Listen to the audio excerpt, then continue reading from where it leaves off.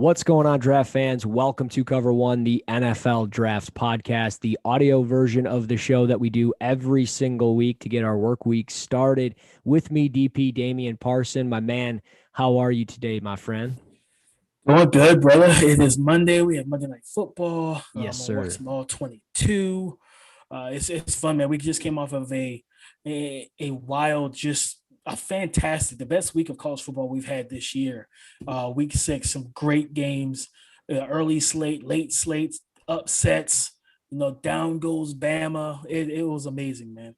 It really was. It's a way to get through the halfway mark of the college football season, getting us a little bit closer to the official draft season, which we all love. For us, it's draft season 24/7, 365. But not. I mean, what a week 6 it was, right? Texas A&M taking down Bama.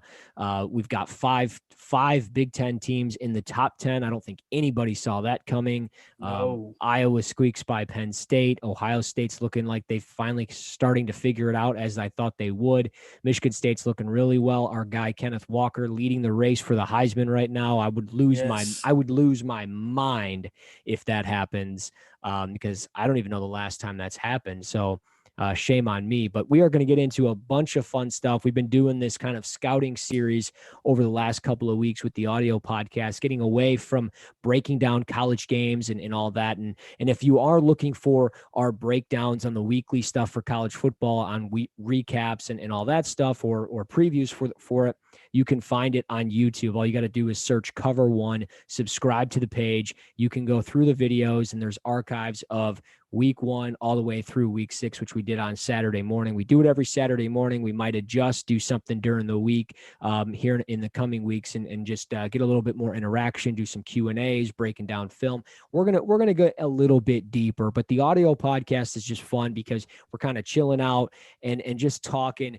quarterbacks, linebackers today. Last week, we had a fun conversation with running backs and defensive backs and wide receivers and defensive backs, running backs, and edge rushers were the week before. And then probably next week, we'll get into offensive linemen and safeties and stuff like that. So we're kind of Mhm. hitting, one offensive group, one defensive group, what we look for in a specific group or prospect from that group. And that's what we're going to do right now. We're going to start with let's start with the quarterbacks. Okay. Because I mean, quarterbacks are always such a fun debate, right? Like we see it every single day on the timeline, whether you're part of draft Twitter or you're, part of the NFL stuff, or you just are a football coach. I mean, there's so many different spectrums of football that you can go down, so many different avenues on Twitter, whether, again, fantasy football Twitter, there's so many. And sometimes you get folks that have no idea what they're talking about. You have some folks that just only look at primarily the numbers. You have other people that are tremendous at it. And I just want to say, if you are looking to break down quarterbacks or learn quarterbacks, I suggest following our guy, Mark Schofield, who is a phenomenal follow on Twitter. He's a phenomenal person to have a beer with and shoot pool with and just shoot the shit with. He's an awesome dude. And he's just phenomenal when it comes to quarterbacks. And it would be great to actually have him on for this because he does a tremendous job. And actually, you could probably go back to previous episodes of this podcast. He's been on talking quarterbacks with me before. So whatever it might be. But what are some things that you look for in the quarterback position when breaking it down, whether it's for the NFL or the NFL draft? Uh, you know, of course, the first thing, Russ, has to be what accuracy, right? How can they get the ball from point A to point B and get it there and deliver the pass? Almost, we've heard the term. It's like he handed the ball off to the receiver. Put it where they can get it. One part of accuracy, which is big to me, is giving your guys the opportunity to catch and run. Right, put it where they can get it and they can make more out of the play. So that's one of the first things I look forward to. I'm studying their field vision. How do they read? Do they read the field? Do they see the field well? Now, a lot of that can be amplified via schemes, Russ, or a lot of that also can be negated via the scheme, right? We've seen bad and simplistic offenses hold guys back from that developmental aspect when you look at their field vision and reading the field. Of course, a lot of people would say, leadership. I look at arm strength, velocity, be able to push the ball downfield, get the ball not just from point A to point B, but get into those tight windows, drive the ball in. I like to look at it. I'm not big into golf, but I want to use baseball. Are you a fastball pitcher? You Mm-hmm. know, but then that goes with accuracy as well. Do you have the changeup? Do you have the curve? Because I don't just want somebody that's a fastball pitcher. So those are the things I really look forward to. Of course, and pocket presence is key to me as well. Just knowing how to navigate the pocket. I don't always want a guy that I want a dual threat guy, but I want a guy that has not just pocket presence, but pocket discipline, where they're not bailing. We've seen quarterbacks bail out of clean pockets and basically bail into escape out of the pocket and escape into a sack Mm-hmm. because they ran themselves into the path of the edge rusher rather than stepping up, sliding, and maneuvering. And it's, I don't know if you've paid attention to it, but it seems like all of the mobile quarterbacks, when they sense pressure, they spin, like they try to spin out of the pocket just Right. Oh yeah. backwards. They spin backwards, and it's just like, dude, like I hate seeing it. But Kyler Murray does it a lot, but he's so twitchy, like Mm-hmm. him and Lamar Jackson and some of the other guys. When you have that level of athleticism, it's cool. But if you're not that type of twitchy athlete, I would prefer you not to just bottle top spin out of the pocket. Right. Like you put yourself in harm's way, and then you make your offensive line look bad too, Russ. So it's just like, Yeah. those type of things. Like I said, pocket presence and escapability are really big on my board. For sure. And I mean, you get those quarterbacks all the time that just have a kind of a consistent trend of maybe rolling to one specific direction, even though three of their routes are to the left side of the field. Like, they would like to roll right and then try to throw across their body all the way across the field to something that's not even going to be open. And it's just a dangerous throw. You see it all the time. Sometimes Baker does it. I mean, just watching Jared Goff through 5 games with the Detroit Lions, I've seen him do it a few times this year. Does he push the ball down the field all the time? No. But you see guys that just at times can panic for no reason whatsoever. Some guys are consistent with it all the times. And I'm not saying to Browns fans out there, I know it's been a hot topic on the timeline today with Baker Mayfield, but I'm not saying he's a bad quarterback by any means. So don't take that the wrong way. Jared Goff, on the other hand, he's god awful. He's terrible. But for what I look for with quarterbacks, for what I look for in quarterbacks are the 3 things that I wrote down initially were, and they all kind of stem into what you were talking about, but eyes, feet, and arm talent. Starting with their feet, I have to have a quarterback that's relatively consistent, throwing from a clean base, has clean footwork in and out of the pocket, and especially within their drop back, and then when they're setting to throw.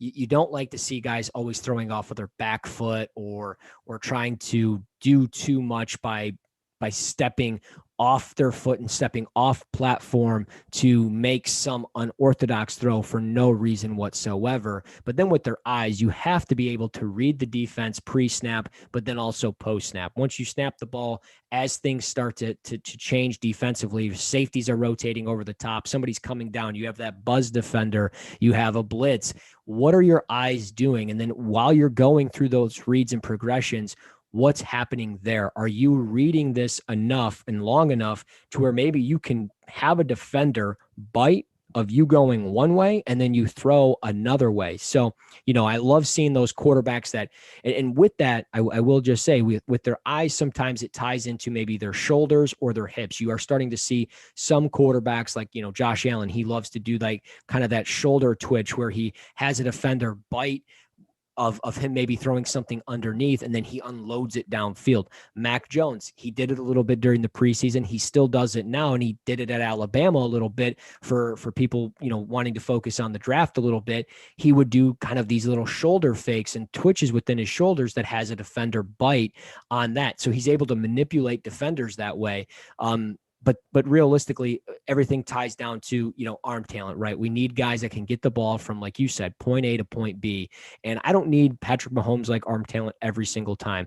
I'm fine with somebody that can, throw it consistently 10 to 15 yards or 5 to 6 yards, and we're getting little chunk plays here and there. But I need guys that can get it from A to B, but also can throw from those kind of awkward arm angles at times, because you're not always going to have a clean path. You're going to have, a defender like DeForest Buckner. We were talking before the show about how he could have a big game tonight against the Baltimore Ravens, and how key it is for a player like that. If he's 6'7", 6'8", if he puts his massive arm in the air right in front of you and blocks your throwing window, what can you do as a quarterback? Can you maneuver your arm around that? Matthew Stafford does a tremendous job with it. Patrick Mahomes does it. Russell Wilson does it. So many different quarterbacks do it.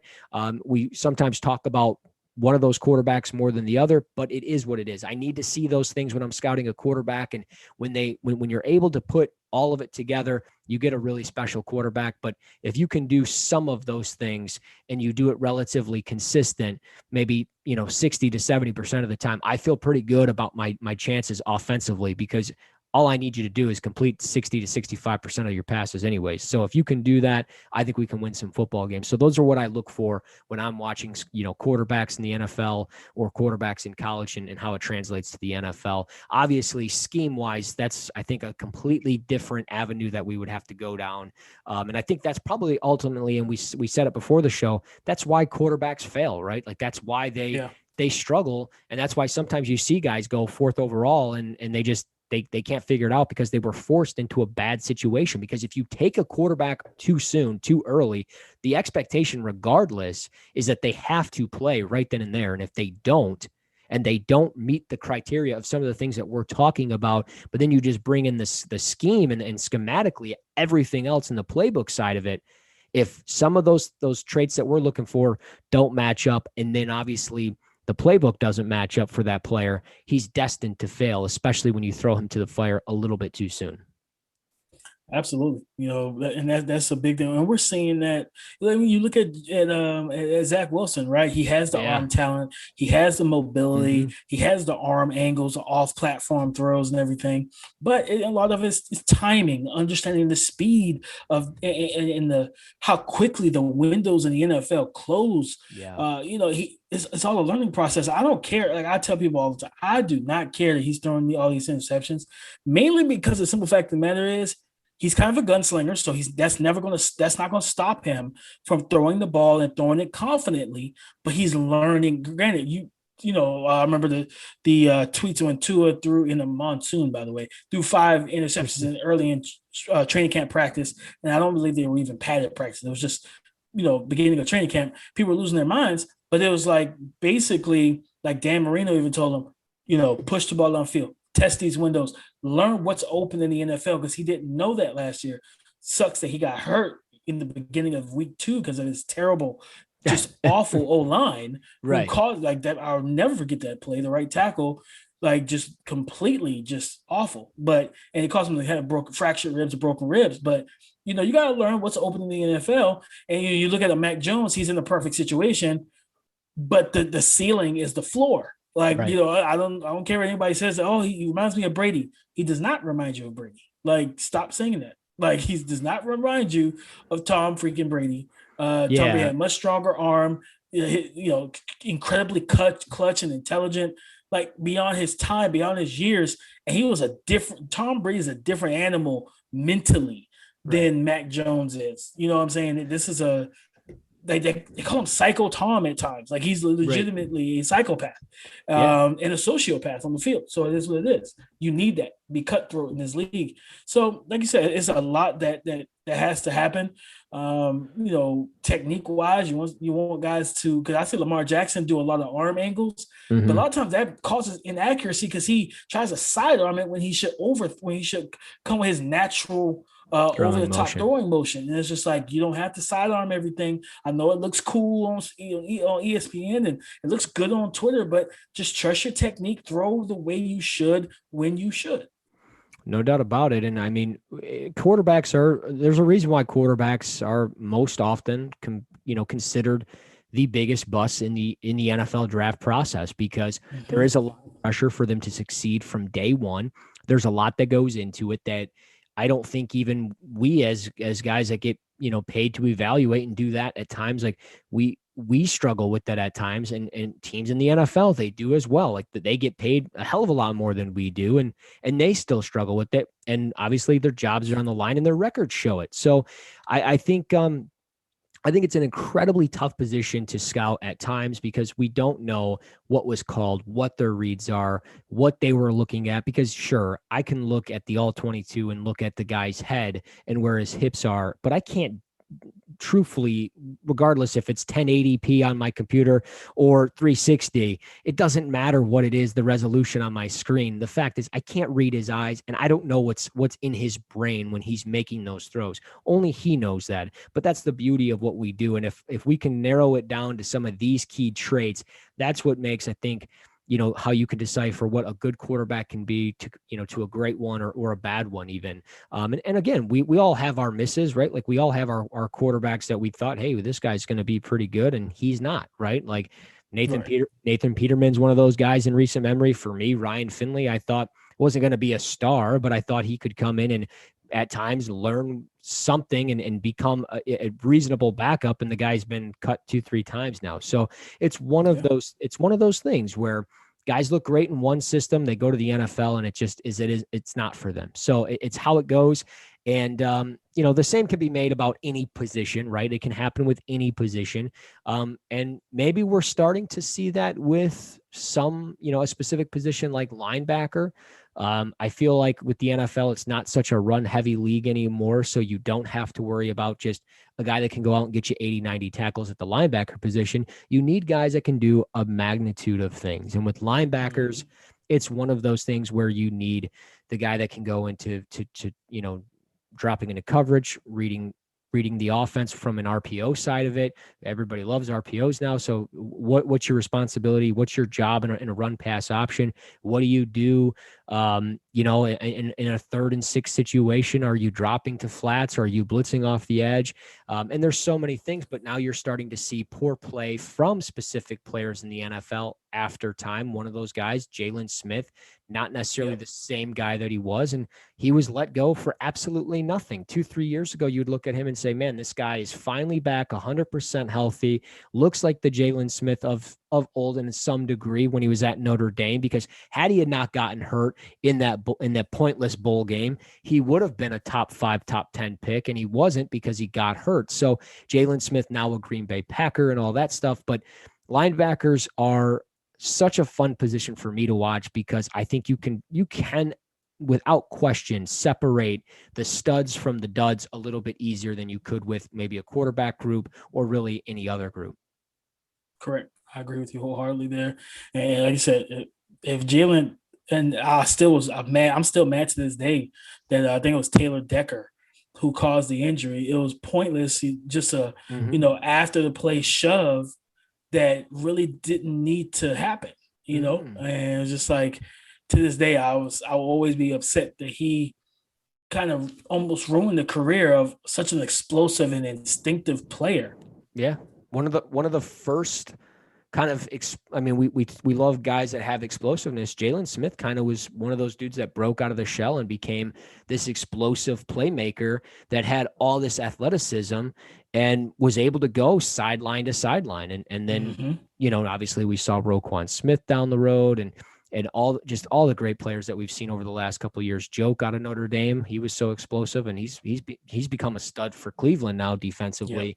Yeah. But when we look at traits, just kind of similar to how we did with quarterbacks, what are some things that you look for in a linebacker?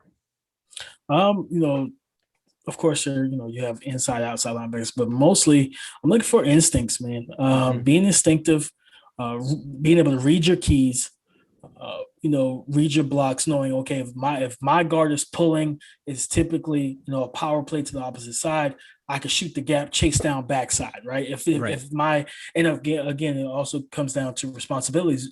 If I am, if you're in a 3-4 middle, if you're a 3-4 middle linebacker, you have a guy who's going to flow over the top, then you fill that gap and then you chase backside, you let him come over the top and kind of corral the running back in the running game. So just being instinctive, knowing where to be, understanding the play call, your reads, your other guys' reads. And again, we talked about this, weeks ago, slow to being able to be patient as a reader from that linebacker position, so that you can read. And then, of course, being instinctive enough to know, hey, they're coming to the second level, and me kind of slip this block and go ahead and get into the gap to close in on this running back. Athleticism, the ability to move sideline to sideline. When we talk about instincts, I think one of the most instinctive linebackers I've ever seen was Luke Kuechly. So much film study, so intelligent, so smart. He's able to call out screenplays, call out pitch plays, call out dives. It's all of it. He was so instinctive, so intelligent, and that comes from watching tape and studying and knowing your opponent. Could you imagine could you imagine if he stayed healthy? And on that Carolina defense now, oh my God, it would have been God, because he was a quarterback of the defense, right? He's making calls based on what the quarterback's calling pre-snap, so he's able to get guys lined up, talking to the secondary, letting the safeties know, hey, we need to rotate post-snap, like just getting guys into positions. What he is able to do mentally, literally being that instinctive, that intelligent, was a coach on the field. And it was so pivotal to that defensive success, because they allow a guy like Thomas Davis to not only be as instinctive and intelligent as he was, but allow him to just play. Just go, play that outside linebacker, run and chase, get sideline to sideline, be a thumper, drop into curl the flats, do everything else he's able to do. It was a lot of fun, man. A lot of fun watching those guys. Like I said, athleticism, like I said, being able to get sideline to sideline, but also being fluid enough as an athlete to spot drop in zone coverage. Every linebacker is not going to be able to play man to man, and that's fine. But I need you to be able to get 5 to 10 yards, 5 to 7 yards back from your original alignment, drop.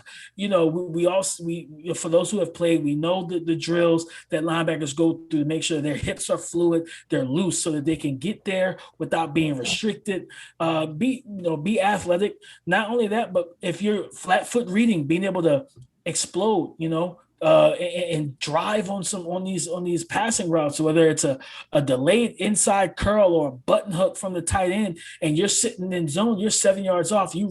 You're instinctive, you see it, you read it. Now you're athletic enough to plant, go, and make the play. No question. You took my you took my Jalen Smith phrase that I had written down. Slow till and he's somebody that he taught me quite a bit. His NFL Game Pass. There's a thing with him breaking down film with Brian Baldinger and Kurt Warner and stuff, and he breaks down what he does and how he keys, and he was on there because he at the time was one of the best linebackers in the National Football League, no matter what anybody says, and he shows how instinctive he was and in all of those things. And some of the things that I've got written down, obviously slow till but I like what a guy can do laterally. I like to see how they read and how they process. How fast and quickly can they do it? They don't have to do it necessarily, at the snap of a finger. It takes time. That's why we say slow till let things happen, but go through your keys. And when you do that, are you reading that pulling guard? Are you watching this center snap the ball, chip off the guard and get up, or chip off the tackle, help the guard and get up to the second level? Are you reading that so you can fight through that? Are you working your hands? But that lateral movement is so key, because we watch so many running backs now have the ability to stop on a dime, make that jump cut, and get upfield with the quickness that, the lateral quickness of some of these running backs today is ridiculous. And you need a linebacker that can somewhat stay in stride with that and close it down as quickly as possible. But also, if they're on that backside pursuit, can they get that lateral movement up to the sideline and make a potential game-saving touchdown tackle or prevent a first down from happening? As you mentioned with coverage skills, I don't really need a guy to go man-to-man all the time. I need a guy that can drop into those zone coverages, whether it is, as a mid-hook defender or drop curl to flats, whatever it might be, because again, not every single linebacker is going to go step for step with a running back out of the backfield on an angle route or on a wheel route or up the seam or manage a tight end, whatever it might be. And speaking from somebody that has a team filled with bad linebackers over the last couple of years, Jelani Tavai is a prime example. Went in the second round, 43rd overall, should not have gone that early. We all know that because Quinn wants to be the smartest guy in the room, but you hold your breath a little bit. You hold out hope and say, hey, this guy isn't going to be as bad. Maybe they're on to something here. He fits what they're looking for. Then you watch him and the guy can't, he can barely walk. So it's one of the, it's one of those things with linebackers is I need guys that can be movers laterally, guys that can move laterally across the field. And the guy that, Jalen Smith, one of those guys, one of those first big explosive playmaker linebackers, just in recent memory that really stood out, because you had a lot of guys like, Luke Kuechly, no slouch of an athlete whatsoever, but I don't think anybody would say athletically when you put the tape of Jalen Smith compared to Luke Kuechly athletically, when Jalen Smith before the injury, like, it's not even close when you talk about explosiveness and that athletic ability and the ability to move laterally. So, with linebackers, I love watching the position. I think this year the group for the NFL draft is a little bit different compared to years past that we've seen. I don't know if there's necessarily a clear-cut favorite up at the top, and that's why we're going to jump right into Would You Rather now, because the linebackers that we have written down are Devin Lloyd, Brandon Smith out of Penn State, Christian Harris out of Alabama, and DeMarvin Overshon. So who would you rather have? Did I say Devin Lloyd as well? I think I did. Yeah, you did. Who are the four, or one of the four? Which one of those would you rather have? It's picking these four guys. It was a lot of fun. It was a fun exercise just looking at the different body types, athleticism. You look at, I think and all of these guys are great athletes. We talked about Brandon Smith on Saturday morning. Coming into as a high school prospect, he ran a 4.38 in the 40, right? Right. And he's just an intriguing player, versatile as a pass rusher and off-ball linebacker. And you look at DeMarvin Overshon, literally switched over, I think last year in the middle of the season, from playing safety to middle linebacker. But he's only 218 pounds. And then you look at Christian Harris, former tight end and cornerback in high school. I actually watched his tape from in high school when he played corner, and I'm like, man, he moved well for a guy his size and his frame. And of course, you look at Devin Lloyd, another athletic guy, long levers. Like I said, talk about his ability to play off ball. And again, similar to Brandon Smith, be able to rush the passer off the edge. You look at Christian Harris, he's kind of that Bama prototype where, and almost New England prototype, double A gap blitzer. Mm-hmm. But somebody that also kind of, when you put him on the edge against tight ends, he's nearly unblockable a lot of times. So for me, man, it's tough. I really love Christian Harris's potential. Mm-hmm. There's some processing things that bother me right now, and even some alignment issues that I saw on tape where he's aligned too close to the line of scrimmage, allowing just that extra step, that quicker step from a guard off of a combo block to just get right to him, rather than them having to climb 3, 4, 5 yards, and he can, go ahead and swivel and get off of the block, or, just double hand swipe, whatever, or even take on the lead blocker with power and physicality. He doesn't have great depth in his alignment, but when I think about what he's able to do, I remember watching the tape of him versus Michael Mayer, when he played against Notre Dame last year. His coverage and man coverage against we know what type of movement skills Mayer has, the tight end over at Notre Dame.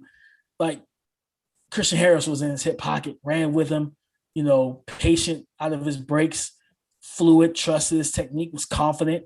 Right. And I think his potential may be the highest of them all if he can get the processing thing. He flat foot reads a lot. And he's just, like, we talk about slow till you know, but sometimes he's a little too slow. Yeah. And by the time he knows, okay, we're blocked. You know what I'm saying? So it's just like, that's a problem for me. But I love his potential, and I love what he brings to the table. But again, that's potential.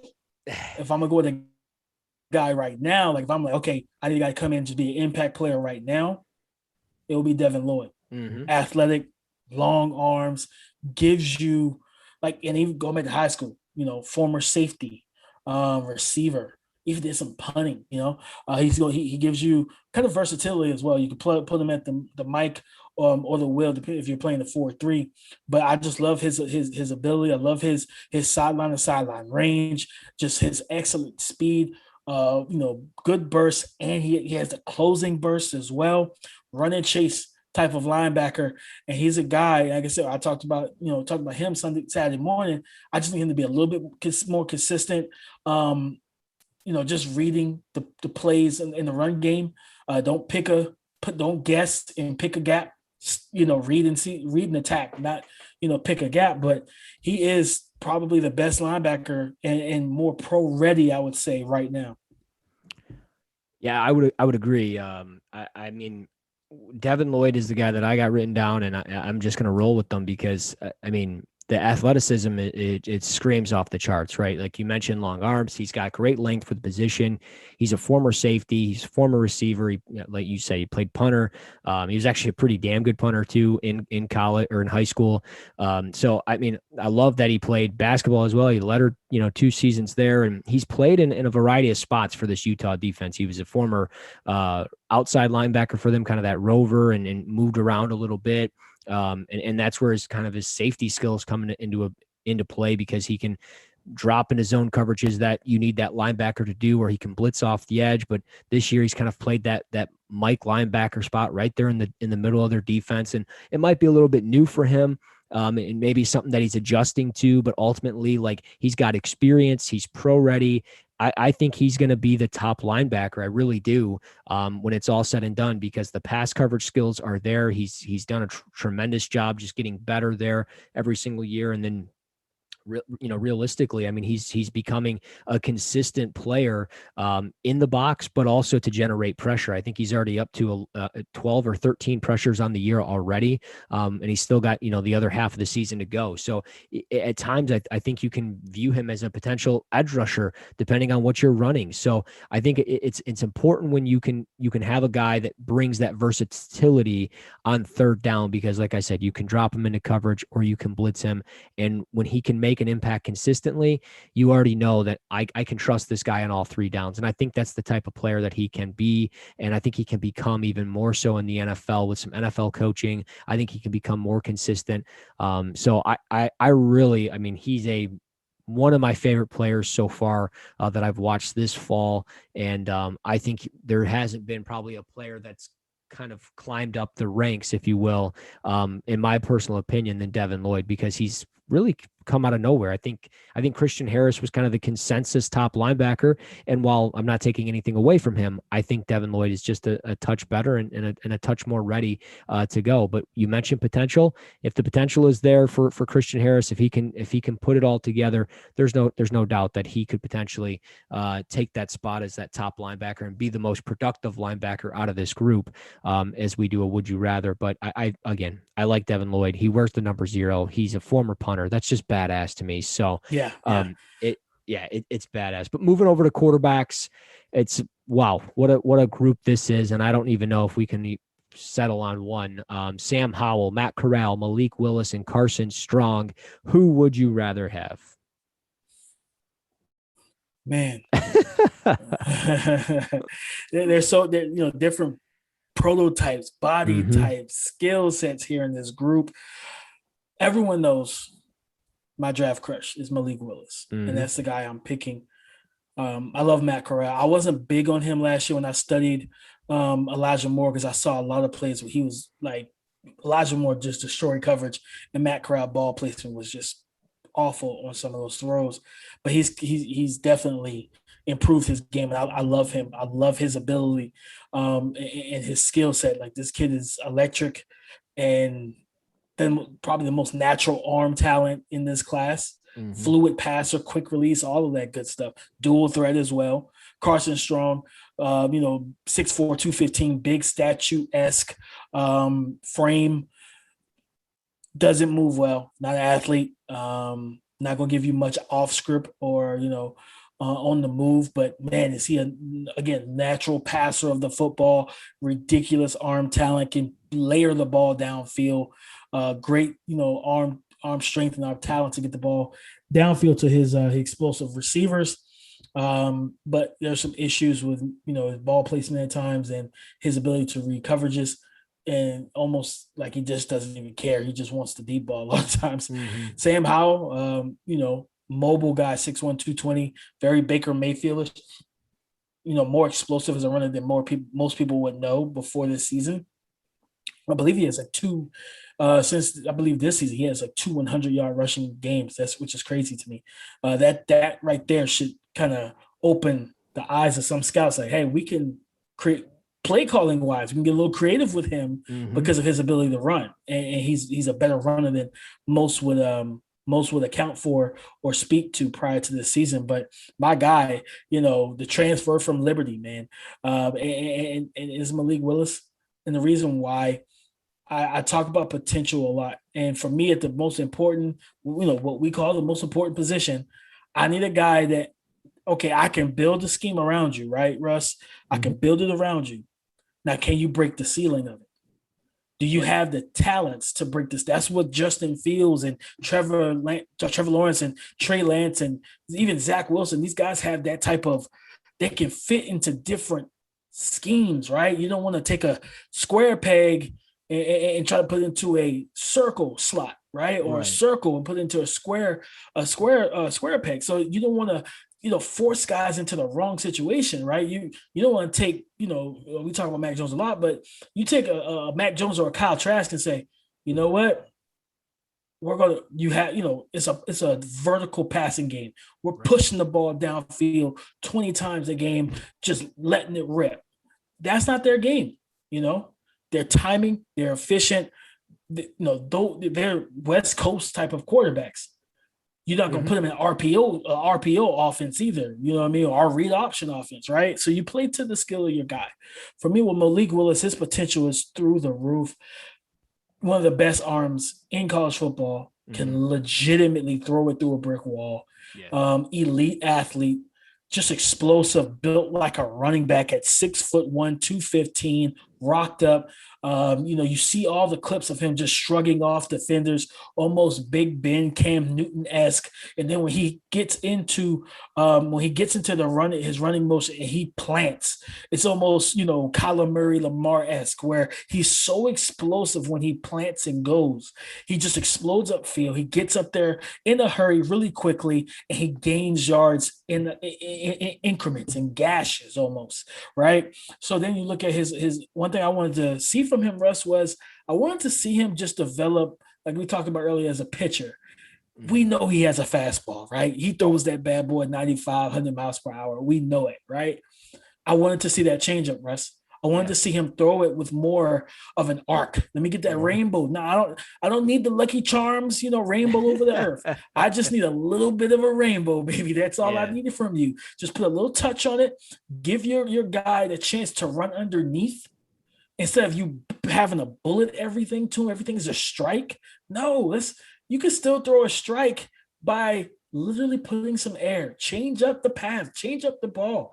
And he's done that this season. Worked on his mechanics with his footwork, being able to play in structure. And we know he's dynamic and what he can do out of structure. But I want to see him, 3-step drop, hit and throw. Read the defense. He's doing a good job with that. And I believe he's one of those guys where we're looking at, he's going to be a better pro than college player. Of course, if he falls with the right coaching staff that will do the right things for him, right? So, but he's the guy. If I'd rather have anyone, he's the guy I'd rather have because he's going to give me something in the red zone where now, because Russ, we all know what the league is and what, you have these smaller linebackers, man, 220, 230 pounds, just athletic that are blitzing and pass rushing. And if you got a statue back there, it's not good. It's not a good look when that pressure's getting back there. But you got a guy like Malik Willis. Once he breaks contain, you're gonna get a little weary of like, do we send this pressure again? Because he broke contain and ran it for 40 and a touchdown last time, and he trucked our safety, by the way.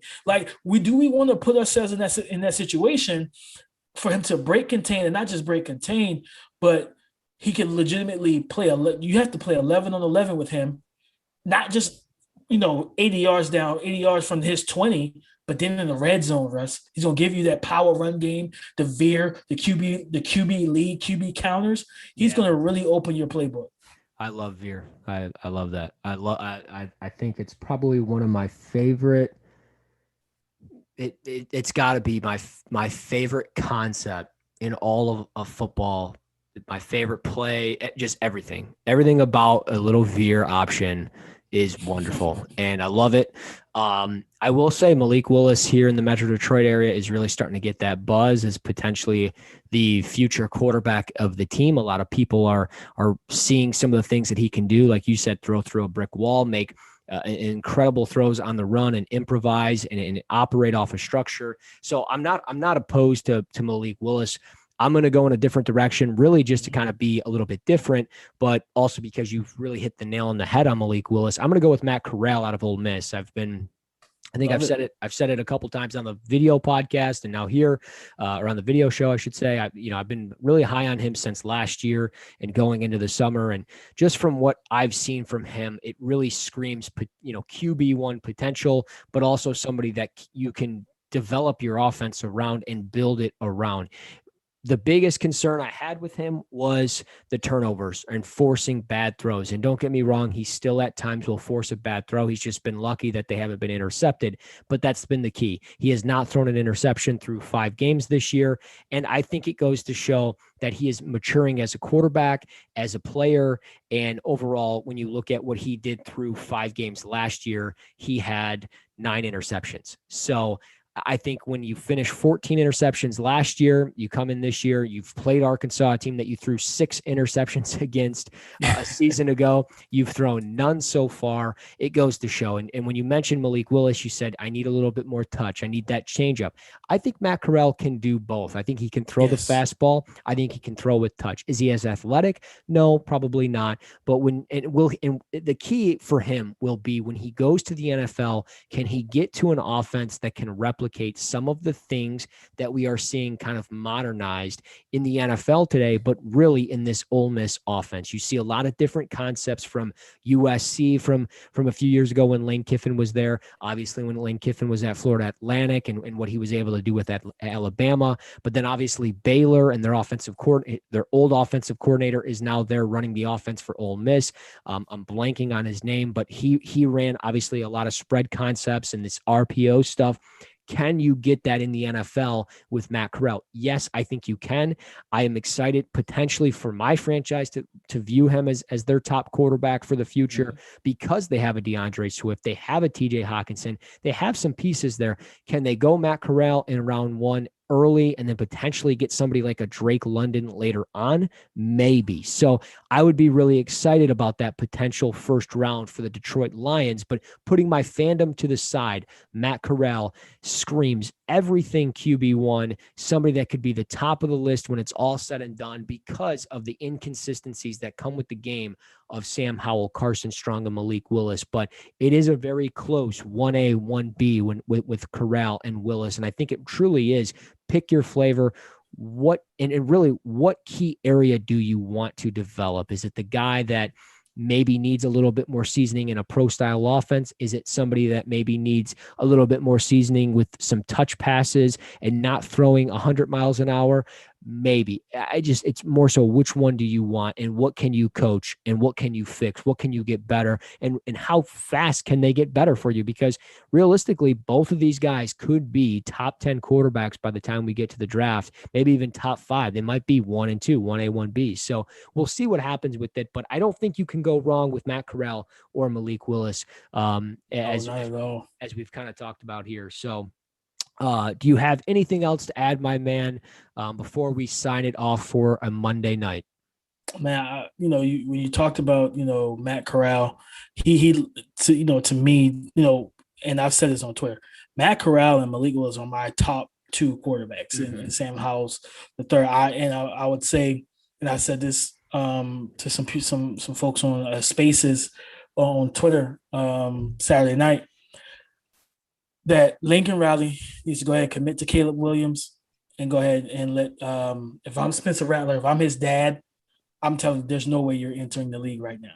Right. I'm not letting you go to the NFL, not off of this season, because right now there's no chance, in my opinion, that a team spends a first round pick on you unless it's a team with an established starter. I know, like the Tampa Bay Buccaneers, right? They drafted Kyle Trask, but if they're drafting 31st, 32nd again, and Spencer Rattler's on the board, why not take him and then let him sit behind Brady and learn for another year or two, and then maybe he develops there. But if I was him, I'd rather maybe transfer to Ole Miss when Matt Corral leaves, or A&M or someplace like that where you maybe Oregon, possibly fit that, maybe Oregon. And you transfer maybe Chip Kelly over there in UCLA, but you transfer into a situation, you get with a coach that, in my opinion, I don't think Lincoln Riley really committed to him and know how to develop this young man.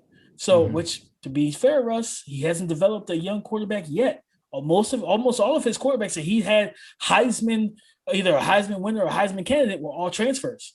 Baker, Kaiir, and Jalen. So, we'll see if he can fully develop, Caleb, but that's just the way I look at it right now. Is I think that they need to move on and go there. But Matt Corral, man, he is my top. He's my top two. So I'm with you wholeheartedly right now. He's thrown the ball 146 times, Russ. He's dropped back 174. 123 have been catchable. 108 have been on target per Sports Info Solutions. He's a three-level thrower. And like you said, he's not as electric or explosive as Malik Willis, but he's a great athlete when he does tuck and run. And he gives defenses something to worry about. So you're still going to have to play 11 on the 11 with him. You're not going to run the QB veer, unfortunately. You're not going to run the power plays and the counters. But a guy like Matt Corral, Russ, I'd rather not call design runs for him. I'd rather him improvise. Yes. You know what I mean? Drop back. He's beating you with his arm. And then when you least expect it, you go man to man and we're going vertical, and you don't have a containment. You don't have anybody spying him. Right. Now he's gone. He's upfield really quickly for 30, 40 yards, kind of Aaron Rodgers-esque in a way, where you forget how good of a runner, how good of an athlete he really is. So, I'm all in on Matt Corral and Malik Willis as the top two QBs. And I want to shout out some love. I didn't put him into the list, but Kenny Pickett, man, he's performing. He's been in college for 12 years, and he's 38, but it's okay. He's shining, man, and I love what Brandon I see from Whedon. him. Brandon right. It's funny, man. The Spencer Rattler thing is just going to be so interesting. I mean, it really seems like.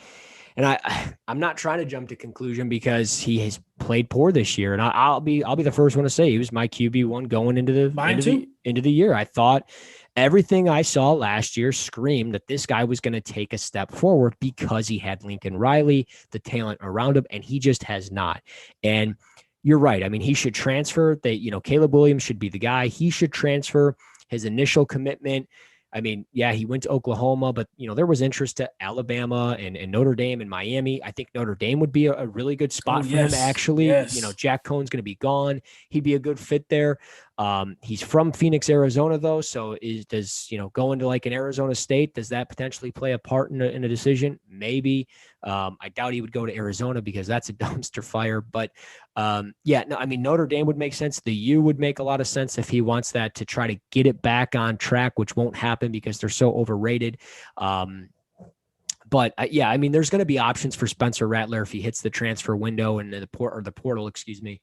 But it's when you boil it down to who would you rather have, I think the four guys we talked about with the outside chance of obviously Rattler or maybe a Kenny Pickett, I think the four guys are really who would you rather have at this point is kind of that top quarterback. So we would love to hear from you on who you would rather have from the linebacker group that we talked about, the quarterbacks that we talked about. You can do it on Twitter with us at Russ NFL Draft, at DP_NFL, or of course you can rate, review, and subscribe to the podcast. You can do it on YouTube. YouTube, search Cover One, and you can find the video portions of this show, or you can do it on Apple Podcasts, Spotify, Spreaker. Search Cover One NFL Draft Podcast, and be sure to add us to everything. But my man, DP, we got to sign off. This has been way too much fun, and we do it every single week on the audio side. We'll do some more video stuff later this week. It's going to be a blast, guys. Week 6 in the books. We're going to focus on week 7. So, DP, I appreciate you, brother. Until next time, this is Cover One, the NFL Draft Podcast.